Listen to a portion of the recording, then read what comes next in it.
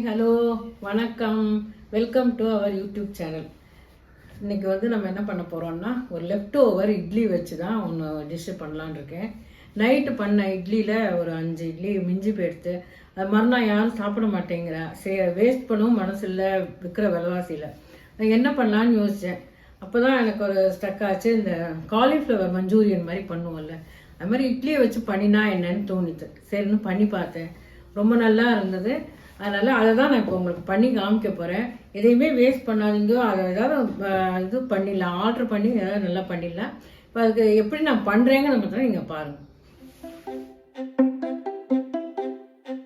இந்த left over இட்லியில் ஒரு Manchurian பண்ணலான்னு சொன்னேன் இல்லையா, அதுக்கு வேணுங்கிற இன்க்ரீடியன்ஸ் பார்க்கலாம். இட்லி ஃப்ரிட்ஜில் வச்சுருந்தேன். நேற்று நைட்டு மீந்து போன இட்லி தான். இந்த மாதிரி ஸ்கியூப் பாட்டம் கட் பண்ணி வச்சுருக்கேன் ஸ்கொயராக.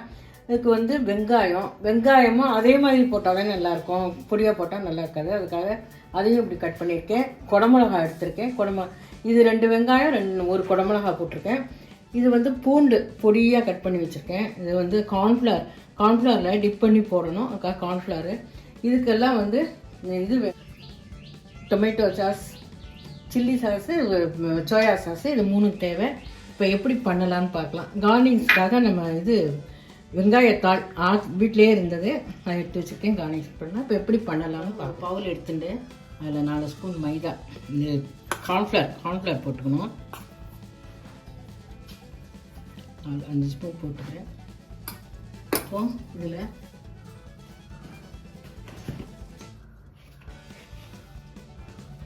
சுகர் 1/2 ஸ்பூன்,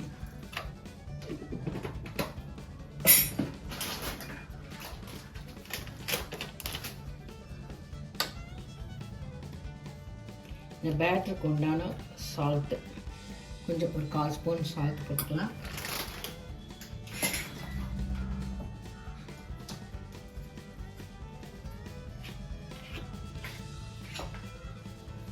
சோயா சாஸ் கொஞ்சம் அது கலர் கொடுக்கும், அதுக்கு தான்.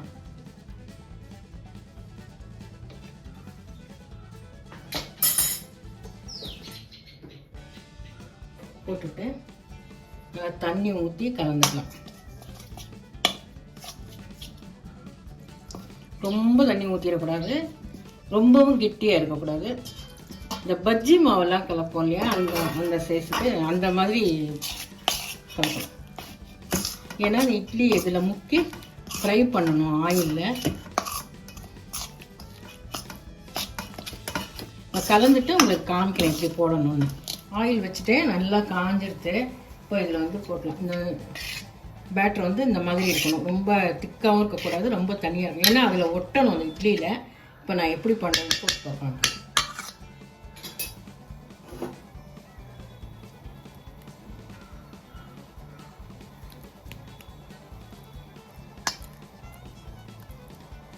இப்படி எடுத்துட்டு அது போட்டேன்.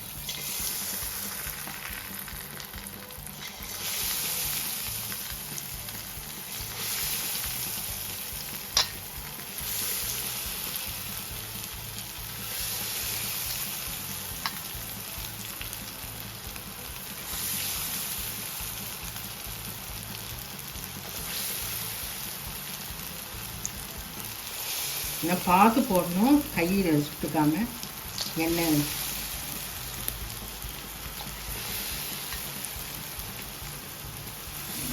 இந்த ஆயிலை எந்த காலத்தோட எரிச்சலை கம்மி பண்ணிடக்கூடாது. இல்லைன்னா அந்த மாவு அப்படி எண்ணெய் குடிச்சிடும். இதுனா எண்ணெய் குடிக்காது, எண்ணெய் பூரா வெந்தவுடனே விட்டுடும் எண்ணெயெல்லாம். அதனால் அதை மட்டும் கொஞ்சம் ஜாகிரதையாக பார்த்துக்கணும். நல்ல டேஸ்ட்டாக நல்லா இருக்கும், குழந்தைங்களுக்கு ரொம்ப பிடிக்கும்.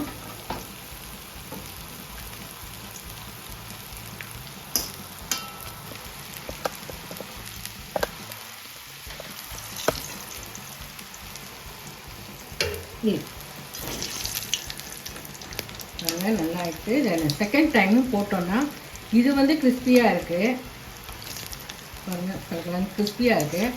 இதை இன்னொரு தடவை போட்டோன்னா நம்ம அந்த சாஸெல்லாம் போடும்போது அந்த கிறிஸ்பினஸ் போயிடும்.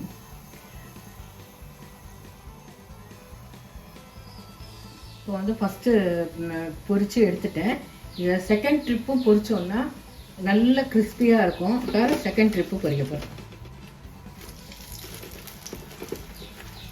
நல்லா பொரிஞ்சிச்சுன்னா நல்லா கிறிஸ்பியாக இருக்கும். கடைசி வரைக்கும் நல்லாயிருக்கும். அதனால் செகண்ட் டைம் ஃபஸ்ட் டைம் போகிறோன்னா போகிறோம், ஆனால் செகண்ட் டைம் போட்டால் நல்லாயிருக்கும்.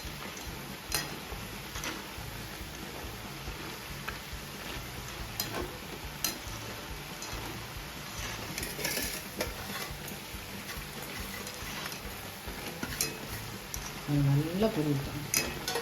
இந்த குழந்தைங்களை சாப்பிட வைக்கிறதுக்காக நம்ம இதெல்லாம் பண்ண வேண்டியது பாருங்கள். வெறும் இட்லி மிளகாப்பொடி போட்டு சாப்பிட்லாம், சாம்பார் போட்டு சாப்பிட்லாம், சட்னி போட்டு சாப்பிட்லாம். ஒரு வேளை கொடுத்தா ரெண்டாவது வேளை இட்லி வேண்டாங்க. அதுக்காக சரி சைனீஸ் ஃபுட்டு அப்படின்னு சொன்னால் சாப்பிட்டுக்கலாம். அதுக்காக எல்லாம் பண்ண வேண்டியிருக்கு. நம்மளாம் அந்த காலத்தில் போடுவாங்க, சாப்பிட்டுட்டு போயிட்டே இருப்போம், என்னன்னு கேட்க மாட்டோம். இப்போ அப்படி இருக்க மாட்டேங்குது பசங்க. அதுக்கு பட்னியாக இருந்தால் நமக்கு பிடிக்குங்க, நமக்கு மனசு தாங்கல. பேட்டிக்கெலாம் இந்த மாதிரி பண்ணி கொடுத்தா நல்லா சாப்பிடுவா. வெறும் இட்லினா இப்போ நைட்டும் இட்லி இப்போ இட்லியாம்பா.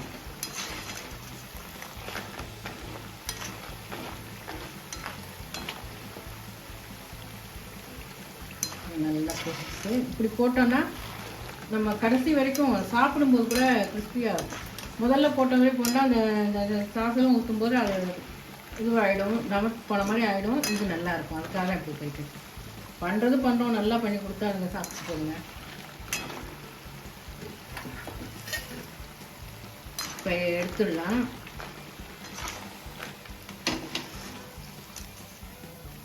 நாங்கள் பிஸ்கட் மாதிரி இருக்குது. பன்னீரில் கூட அந்த மாதிரி பண்ணலாம். அது மாதிரி வெட்டிட்டு அந்த மாதிரி பண்ணலாம். நல்லா எப்படி இருக்குது பாருங்கள், பிஸ்கட் மாதிரி இருக்குது.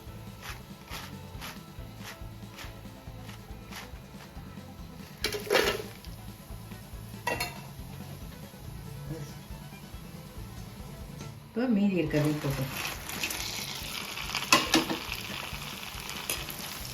நெய்யும் பொரிச்சு எடுத்துட்டு நீங்கள் எப்படி பண்ணணுங்கிறத இப்போ உங்களுக்கு காமிச்சேன். நெய் பொரிச்சு எடுத்துடுறேன், எப்படி பண்ணணும்னு காமிச்சேன். கடாயில் ஆயில் ஊற்றினேன். ஆயில் சூடாகிடுத்து. இப்போ பொடியாக நறுக்கினோட அந்த பூண்டை போட்டலாம். இந்த பூண்டு வாசனை ரொம்ப தேவையானது இந்த டிஷ்ஷுக்கு. பூண்டு போட்டு கொஞ்சம் ஃப்ரை ஆனோடனே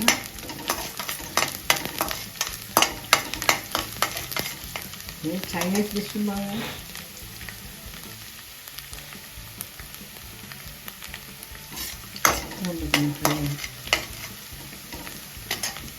ஒரே ஒரு பச்சை மிளகாயை வந்து கீறி வச்சுருக்கேன். இது வாசனைக்கு தான். நம்ம சில்லி சாஸ் போட போகிறோம், வாசனைக்கு தான்.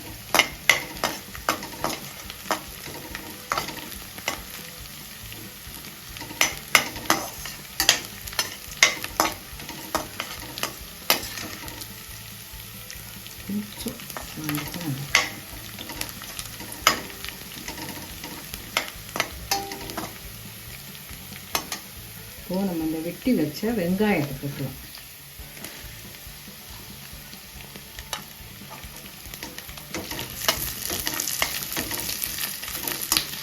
வெங்காயம் வந்து ரொம்ப சிவக்கெல்லாம் வாங்கியிருக்காரு.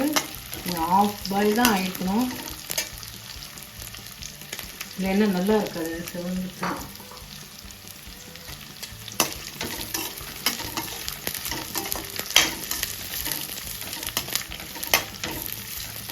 கிளாஸ் மாதிரி வந்தால் போதும்.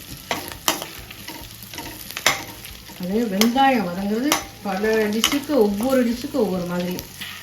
பிரியாணிலாம் பண்ணால் நல்லா சிறப்பாக இருக்கணும். நம்ம இது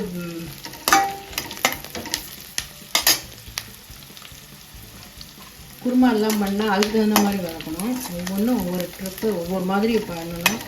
எல்லாம் பார்த்து சமையல் வந்து பார்த்து செஞ்சோம்னா எல்லாம் நல்லா டேஸ்ட்டாக நல்லா வரும். கொஞ்சம் கவனமாக அதுலேயே நான் ஆச்சப்பட்டுன்னு செஞ்சாலும்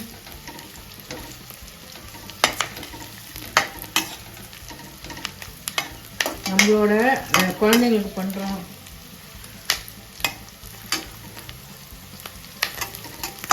நம்ம குழந்தைங்களுக்கு பண்ணுறோம். நம்ம சமையலில் ஒரு லவ் வரணுன்றுவாங்க. அது மாதிரி லவ் பண்ணி சமைச்சா பசங்களை நல்லா இருக்கும். நம்மளோட அன்பே பாதியும் அதில் டேஸ்ட்டு கொடுத்துரும். இப்போது ஆயிடுத்து வெங்காயம் போகிறோம். இந்த கிளாஸ் படம் வந்து பாருங்க போடும். குடமிளகாய் கேப்சிகம் போட்டுடலாம்.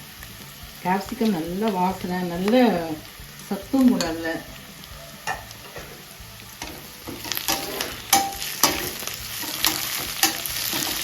அதில் உப்பு போட்டிருக்கோம்.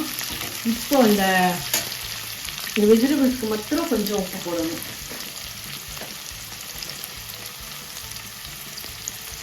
ஒரு அரை ஸ்பூன் உப்பு போட்டாச்சு.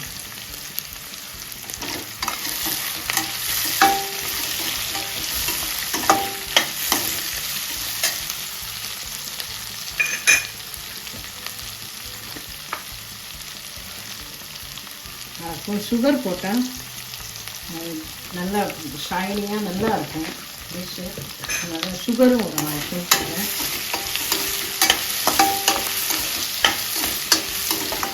நம்ம சாஸெல்லாம் ஒன்றா கலந்துடலாம். குடமிளகா கொஞ்சம் வதங்கி எடுத்துக்கிறோம்.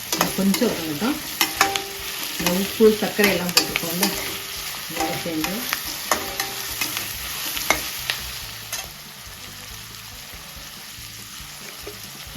சோயா சாஸ் பண்ணி போட்டலாம்.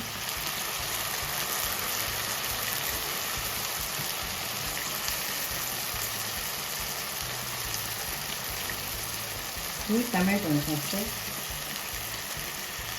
இந்த டிஷ்ஷுக்கு புளிப்பு தான் பண்ணுங்க.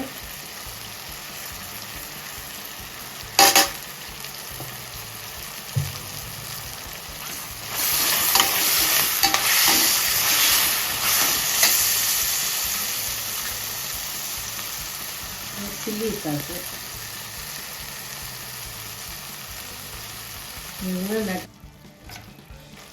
எல்லாம் மசாலா போட்டாச்சு. எல்லாம் ரெடி ஆகிடுது. இப்போ நம்ம அந்த பொரிச்சு வச்ச இட்லியை அதில் போட்டலாம். பார்த்தா பன்னீர் மாதிரி இருக்குது.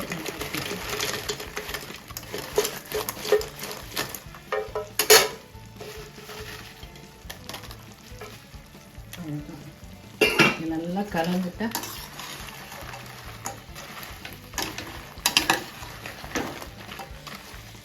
சைனீஸ் கடாய் இருந்தால் சூப்பராக இருக்கும்.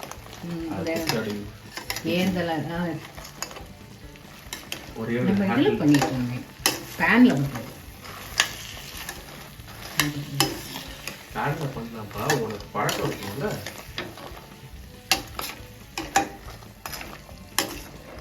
இது ரவி இருந்ததுன்னா அவனை பண்ண சொல்லியிருக்காங்க.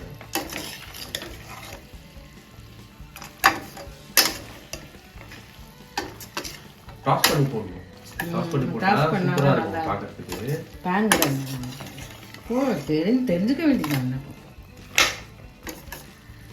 தெரியல டாஸ் பண்றது ஏன் மேல போட்டு விட்டானா போட்டுருவேன்.